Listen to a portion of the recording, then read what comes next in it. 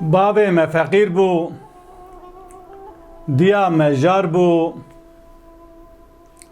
xaniyê me bereqe bû,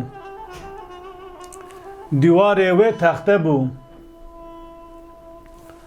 nava xanî ka bû, du çavî û eywan bû, em heft nifûs têda bûn. Xwarina me non û savar bû, em danekî têr du dana birçî bûn, lê dilê me pir û pir şabû. Kofiya diya me xwar bû, dewê wê li dar bû, bezê me dana bû, kalîna berxûmiya xeml û rewşa gund û bajara bû. Me xerîbî nedîtibû, em li welatê xwe bûn, her der û her dem ji me re geşt û seyran bû.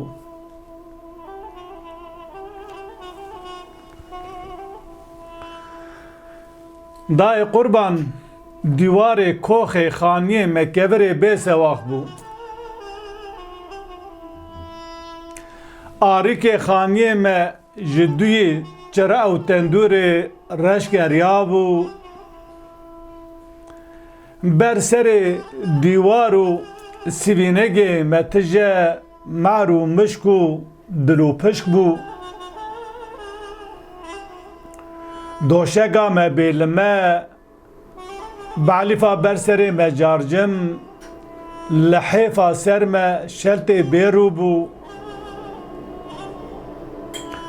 Em feqîr û belengaz û pêxwaz bûn, kiras û derpê manûsê reş bû. Xwarina me kerîkî nonê garis û gilgil, tasik ava sar û devê tirş bû. Lê dilê me ji agirê eşq û evînê tije bû. Wele hezar û hezar carê ji niha rehetir bû. Lê dilê me ji agirê eşq û evînê tije bû.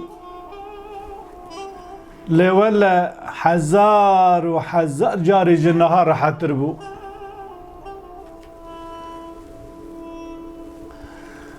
Lorîkên dayîkên me tev pesn û hêvî û gulistan bû. Em xortên jîr û jîhatî nû gîha bûn.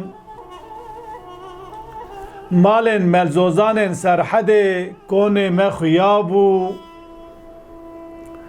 Ristên teşîrista kêf û henekên bêrîvana xemla zozana bû.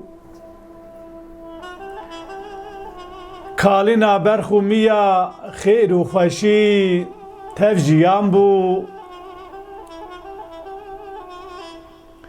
Hêviyên me xurt, xeyalên me pir, xewnên me giran bû. Lê wele kalbûn û pîrbûn qet û qet di bîra me tune bû.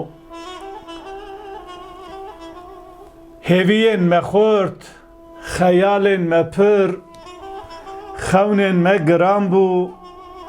Lê wele kalbûn û pîrbûn qet û qet li bîra me tune bû.